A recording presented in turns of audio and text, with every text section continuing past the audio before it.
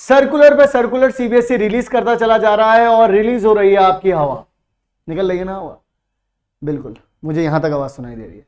तो आप सभी लोगों की जो हवा निकल रही है, इस हवा को बाकी सारे लोग भी अपने अंदर भर रहे हैं, क्योंकि उनकी हवा इसलिए भर रही है क्योंकि उनके पास आ रहे हैं व्यूज।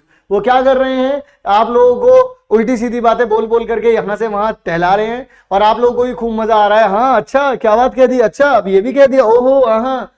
तो मैं आप लोगों को आज बताने वाला हूं बिल्कुल सीधी सादी बात, डिवीजन और डिस्टिंक्शन को लेकर के। आप लोगों को अब टेंशन लेने की कोई जरूरत नहीं, ये सीबीएसई का सर्कुलर था, भाड़ में जाए।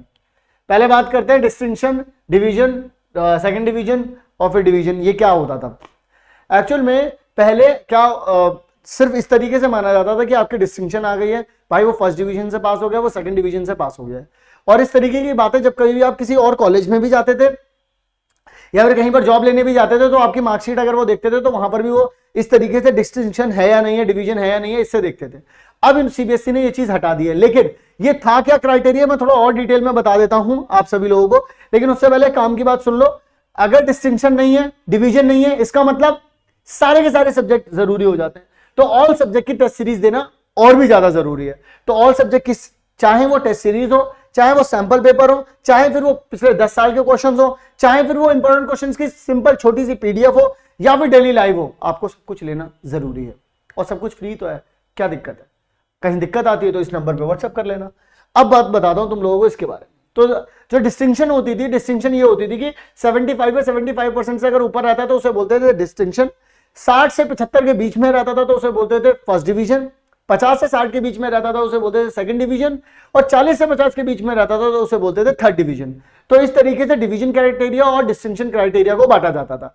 अब लेकिन ये सब कुछ हट चुका है। तो अब होगा क्या कि जैसे आप कहीं पर जाएंगे अपना कोई पर्चा लेकर के कि सर जी मुझे इस कॉलेज में ना एडमिशन दे दीजिए, तो वो आपको, वो उनके लिए जो भी अपने उन लोगों ने पर्टिकुलर टॉप सब्जेक्ट रख रखे होंगे, वो उन्हीं टॉप सब्जेक्ट्स को देखेंगे और बोलेंगे कि भाई हमें, हमारे लिए तो टॉप 4 जरूरी है, और हमारे टॉप 4 जो है वो हमारे यही है। वो सीबीएसई की कोई गाइडलाइन के थ्रू नहीं जाएंगे कि हमारे सीबीएसई ने बोला कि हमारे टॉप 4, वो हर एक इंस्टीट्यूट के, हर एक ऑर्गेनाइजेशन के अपने टॉप 4 होंगे। वो उसी के हिसाब से आपके उन 4 सब्जेक्ट्स को उठाएंगे, देखेंगे यार इसमें नंबर आ रहे हैं, इसके आ रहे हैं। अच्छा अगर आ रहे हैं तो फिर भर्ती कर लो, अपने कॉलेज में ले लो या अपनी कंपनी में ले लो, नहीं आ रहे तो साइड कर दो।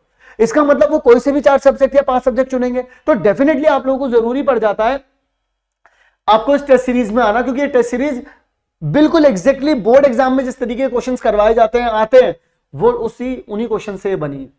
क्योंकि कैल्विन जो कराता है वही बोर्ड एग्जाम में आता है, चाहे वो सैंपल पेपर क्यों ना हो, चाहे फिर वो, देखिए 10 साल के क्वेश्चन सीबीएसई के ही हैं। अगर आप वो क्वेश्चन करके जाओगे जो सीबीएसई देता है तो ऑब्वियसली आपके मार्क्स अच्छे ही आएंगे ना। आप वो करके जाओगे जो सीबीएसई नहीं करवाता है, तो फिर तो आप उल्टी सीधी जगह पे प्रैक्टिस कर रहे हो ना। मतलब जो आपकी जिससे लड़ाई है, अगर आपने सारे के सारे वो तरीके सीख लिए जो उसे आते हैं, तो आप उससे जीत सकते हो ना। सीबीएसई जिस तरीके सवाल देता है, अगर आपने वो कर लिए, पीवाईक्यूज अगर आपने कर लिए, फ्री में मिल रहे हैं आपको कैल्विन लाइव ऐप में। जस्ट लिंक डिस्क्रिप्शन में दे रखा है, आपको डाउनलोड करना है। कोई क्वेरी होती है तो इस नंबर पे व्हाट्सएप कर देना है। चलिए इसी तरीके की काम की वीडियोस के साथ मैं मिलूंगा आपसे नेक्स्ट वीडियो में। तब तक के लिए आप सभी लोग अपना ध्यान रखिएगा और काम की वीडियोस के लिए चैनल को कर लो सब्सक्राइब। मिलता हूं नेक्स्ट वीडियो में।